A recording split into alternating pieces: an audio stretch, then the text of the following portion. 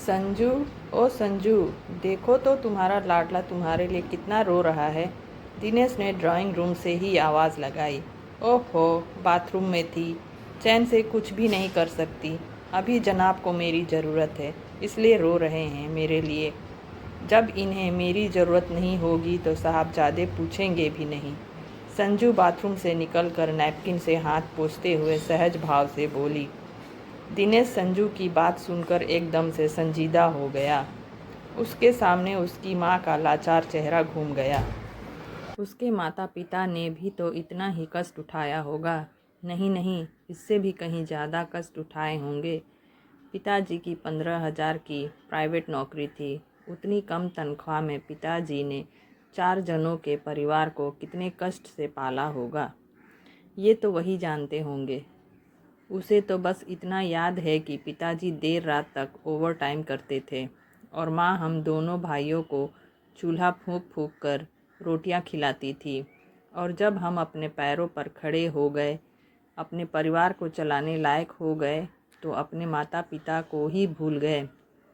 पिताजी के गुजर जाने के बाद माँ कितनी अकेली और लाचार हो गई है।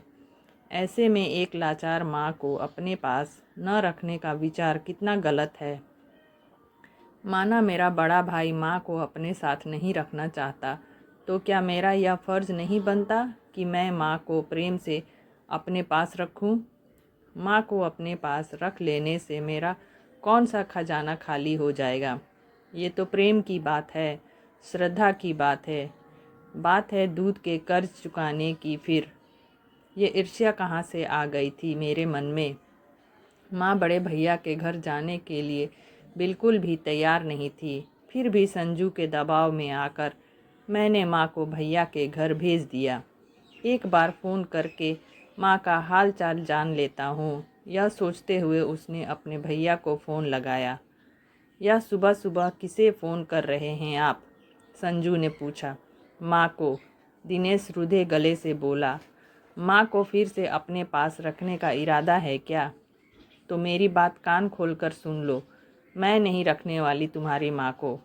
काम धाम तो कुछ करती नहीं, ऊपर से काम बढ़ा देती है। संजू खिज भरे स्वर में बोली। संजू, दिनेश जोर से दहाड़ उठा। चिल्लाने से कुछ नहीं होगा। मैं आपके बच्चे की देखभाल करूं या आपके दमे की मरीज माँ की?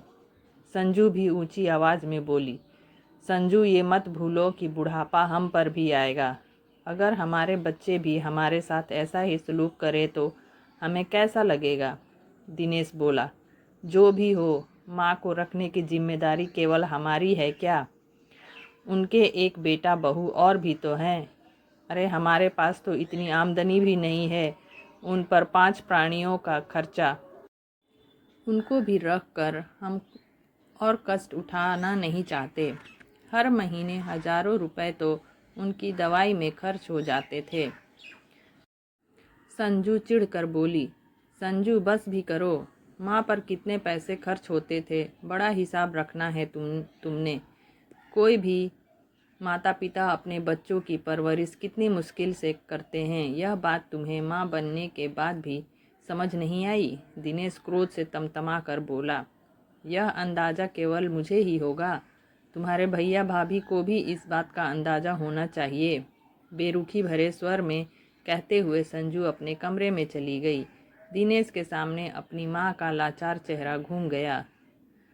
मैं कहाँ जाऊँगी बेटा? रमेश की बीवी तो मुझे फूटी आंख भी देखना नहीं चाहती। मेरे पति नहीं रहे और तुम लोग भी मेरा साथ छोड़ दोगे तो मैं बूढ़ी कहाँ कहाँ धक्के खाती फिरूंगी। जाते समय माँ बुरी तरह गिड़गिड़ा रही थी। अब मैं क्या करूँ माँ? तुम में और संजू में पटती ही नहीं, और फिर मेरी आमदनी भी इतनी नहीं है कि तुम्हारे दवाइयों का खर्च उठा सकूं। दिनेश थोड़ा सकुचाते हुए बोला। वाह बेटा, हमने तुम दोनों भाइयों को कितने कष्ट से पाला। खुद तकलीफ़ सही, पर तुम दोनों भाइयों को कोई तकलीफ़ नहीं होने दी।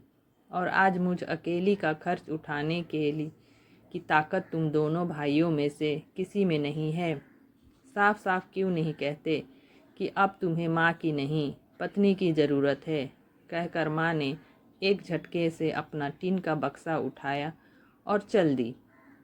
दिनेश का मन आत्मग्लीन से भर उठा। अपनी माँ का हालचाल लेने के लिए उसने तुरंत अपने भाई को फ़ोन किया तो फ़ोन उसकी भाभी ने उठाया। हेलो हेलो, मैं दिनेश बोल रहा हूँ।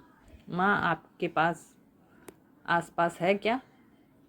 माँ तो आपके घर में थी ना, यहाँ अकेले कैसे आ जाएगी? भाभी ने बेरुखी से जवाब दिया।